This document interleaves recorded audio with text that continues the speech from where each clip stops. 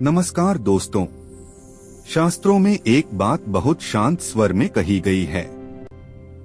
इतनी शांत कि अधिकतर लोग उसे सुन ही नहीं पाते। ऋषि कहते हैं, जब किसी मनुष्य का समय बदलता है तो सबसे पहले उसके जीवन का बोझ हल्का होने लगता है। वही जिम्मेदारियां, वही हालात, लेकिन अब मन उतना भारी नहीं रहता। यही पहला संकेत होता है। शास्त्र यह नहीं कहते कि धन अचानक दिखाई देगा, वे कहते हैं धन आने से पहले रुकावटें हटती हैं। विष्णु पुराण में एक सूक्ष्म बात कही गई है, लक्ष्मी उस घर में नहीं जाती जहां मनुष्य लगातार शिकायत करता है।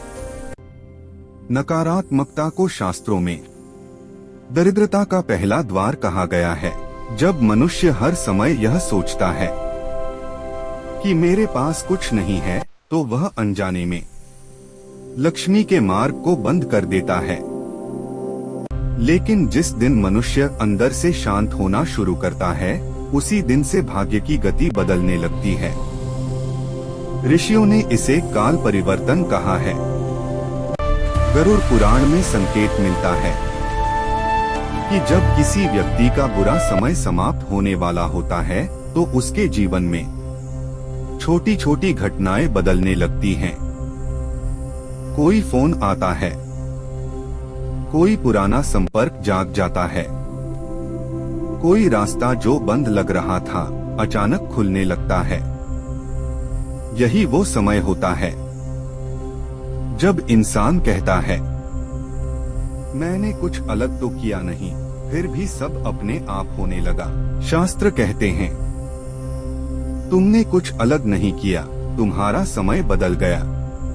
नारद पुराण में यह भी कहा गया है कि जब मनुष्य भगवान विष्णु का नाम बिना मांग के स्मरण करता है तो उसका प्रारब्ध कठोर नहीं रहता, और जब प्रारब्ध नरम होता है तो मेहनत का फल सीधा हृदय तक पहुंचता है।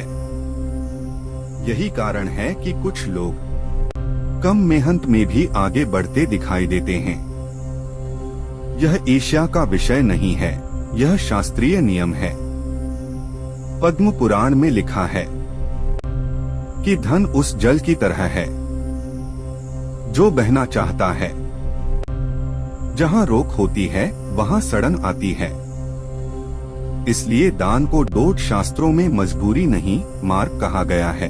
जब मनुष्य सामर्थ्य के अनुसार देता है तो वह अपने जीवन में धन के रास्ते साफ करता है, और तब धन रुकता नहीं, वह आता है, जाता है और फिर बढ़कर लौटता है। ऋषि यह नहीं कहते कि आसमान से सोना गिरेगा, वे कहते हैं मनुष्य उस स्थिति में पहुंचता है जहां उसे सही अवसर सही समय पर दिखने लगते हैं। यही वह अवस्था है जिसे आम भाषा में लोग कहते हैं, अब तो पैसे अपने आप आने लगे।